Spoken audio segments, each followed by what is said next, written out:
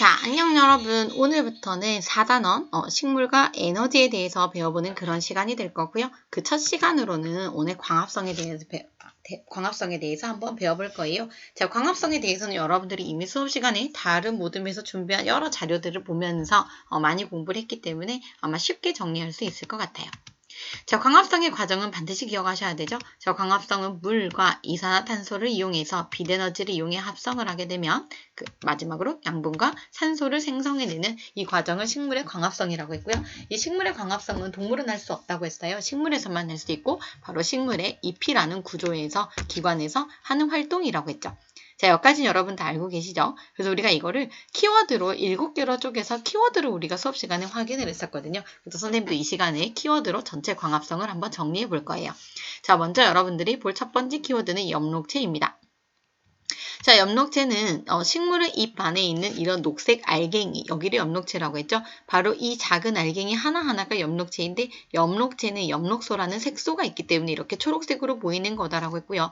이 엽록체 하나하나가 바로 이러한 광합성을 일으킬 수 있는 공장이 되는 거라고 했어요. 자, 지금 잎 안에 굉장히 많은 공장이 들어가 있는 거 보이시죠? 바로 이 공장들에서 광합성 활동을 통해서 양분과 산소를 생성해내고 있다라는 거. 자, 두 번째 키워드는 물입니다. 자, 물 같은 경우에는 식물의 광합성에 필요한 첫 번째 재료이고요. 자, 물은 잎에서 바로바로 생겨나는 게 아니라 바로 어디를 통해서 뿌리에서 흡수가 되어서 줄기를 통해서 잎으로 이동한다라고 했어요. 그래서 우리가 수업 시간에 줄기에서 이렇게 물이 이동한 붉은색 테두리 부분, 붉은색 물을 담가놨을 때 이렇게 이동한 테두리 부분을 봤고요. 바로 이것은 광합성은 잎에서만 할 수 있는 게 아니라 누구와 뿌리와 줄기의 도움을 받아야지만 일어날 수 있다라는 거 기억해달라고 했죠. 그리고 하나 더, 이 줄기는 물만 이동하는 게 아니라 마지막으로 생성되는 양분을 다른 곳으로 이동하는 통로로도 활용이 되기 때문에 광합성과 줄기는 빼놓을래 떨어뜨려낼래 떨어뜨릴 수 없는 중요한 관계에 있다라고 했어요. 자, 그 다음 키워드는 이산화탄소입니다. 자, 이산화탄소는 광합성을 할 때 필요한 두 번째 재료가 되는 거고요.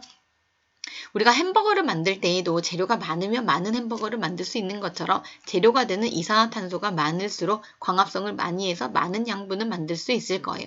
근데 우리가 햄버거를 만들 때 고기만 많다고 해서 햄버거를 많이 만들 수 있는 건 아니잖아요. 고기가 100개 있는데 빵은 2개밖에 없어요. 그래서 햄버거는 고기만큼 다 만들 수가 없겠죠. 그래서 이산화탄소만 많다고 해서 양분을 많이 만들 수 있는 게 아니라 다른 재료들의 영향도 받기 때문에 처음에는 이산화탄소 양이 많아지면 광합성 양이 증가하지만 어느 일정 수준이 되면 더 이상 광합성을 하지 못하는, 양분을 만들지 못하는 이렇게 일정하게 유지가 되는 이런 시점이 오게 될 거다라고 했어요.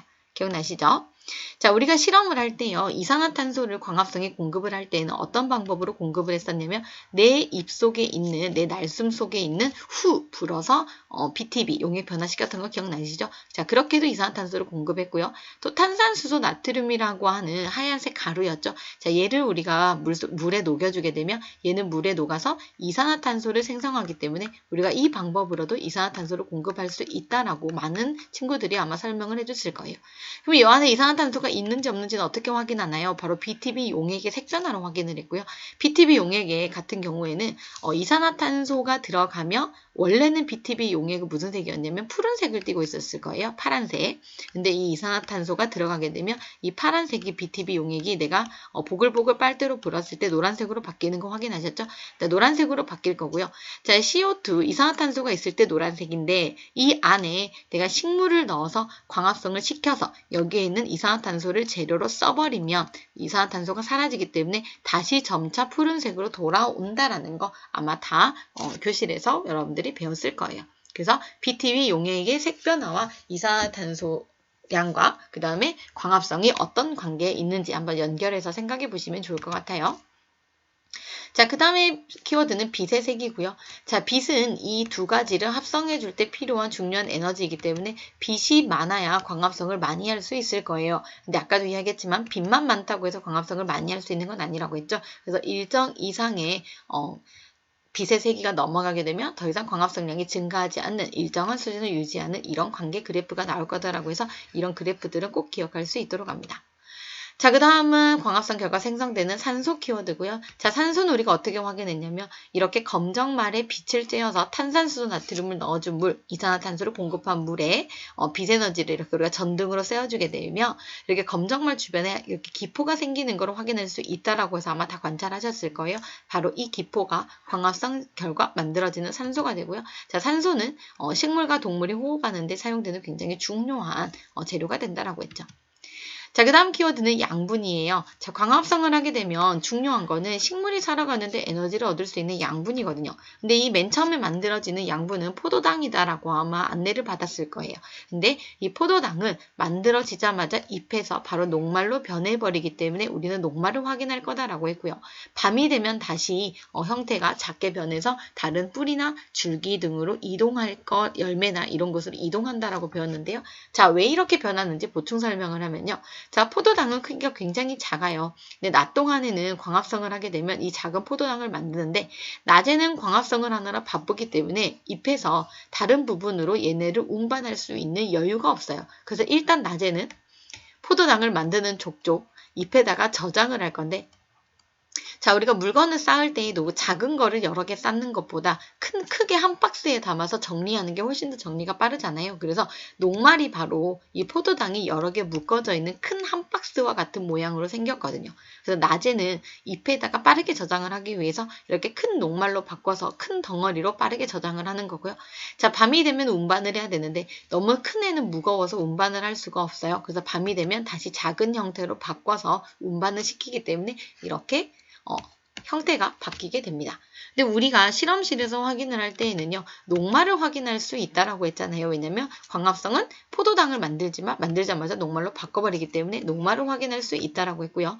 자, 우리가 녹말을 확인을 어떻게 했느냐? 원래 잎은 엽록체, 이렇게 녹색 알갱이가 있어요. 이 녹색 알갱이, 엽록체가 광합성을 하는 공장이라고 해서 이 공장에서 광합성을 하기 때문에 이 공장 안에는 만들어진 녹말이 아마 저장되어 있을 거예요. 그래서 녹말을 확인하기 위해서 녹색 색소를 에탄올로 전부 다 탈색을 해서 이렇게 투명한 상태로 만들었고요.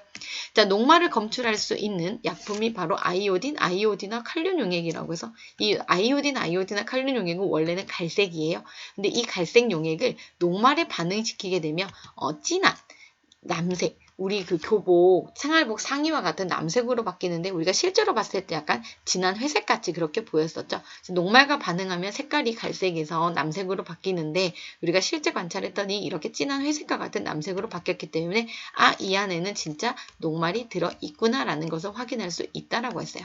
자, 이 과정은 정말 중요하기 때문에 반드시 기억하셔야 되고요. 아이오딘과 칼륨 용액의 색이 원래는 갈색이지만 녹말을 만나면 청람색으로 바뀐다라는 사실도 꼭 기억하고 계셔야 됩니다. 자, 마지막으로 우리가 광합성의 키워드는 온도였고요. 자, 식물의 광합성은 아무 온도에서나 잘 일어나는 게 아니라 특정 온도에서 가장 활발하게 일어난다라고 해서 우리가 사람 액체 온도 36.5도일 때가 가장 건강한 상태잖아요. 내가 40도로 열이 오르면 아프기 때문에 정상적인 일상적인 생활을 할 수가 없어요. 마찬가지로 식물도 35도 아니면 37도, 아니면 40도, 35도에서 우리가 보통 40도 사이, 38도 사이 이렇게 이야기하는데 이 적정 온도가 됐을 때 가장 건강한 상태이기 때문에 광합성을 가장 많이 할 수 있고요. 이보다 온도가 낮거나 높을 때에는 광합성을 활발하게 하지 못한다는 거. 특히 온도가 그보다 높게 되면 광합성량이 급격하게 이렇게 떨어지게 된다는 거. 그래서 적정 온도가 있다라는 거 기억하면 좋을 것 같아요. 자, 광합성은 키워드로 정리하면 내용이 굉장히 많은 것 같지만 사실은 이렇게 하나의 과정으로 연결되는 거기 때문에 이 과정 전체를 생각을 하면서 공부하면 쉽게 생각할 수 있고요. 특히 광합성은 일어날 때 광합성량에 영향을 미치는 중요한 환경요소 3가지라고 해서 첫 번째, 이산화탄소 양에 영향을 받는다라고 해서 그래프가 이렇게 나왔었고요. 그 다음에 빛의 세기에도 영향을 받는다라고 해서 그래프가 이렇게 나왔었고요. 자, 온도에도 영향을 받는다고 해서 온도는 특정 온도에서 이렇게 그래프가 나왔을 거예요. 이 3가지 꼭 기억할 수 있도록 합니다. 자, 여기까지 듣느라 고생하셨고요. 다음 시간에는 잎에서 일어나는 어떤 작용에 대해서 한번 알아보는 그런 시간 가져볼게요.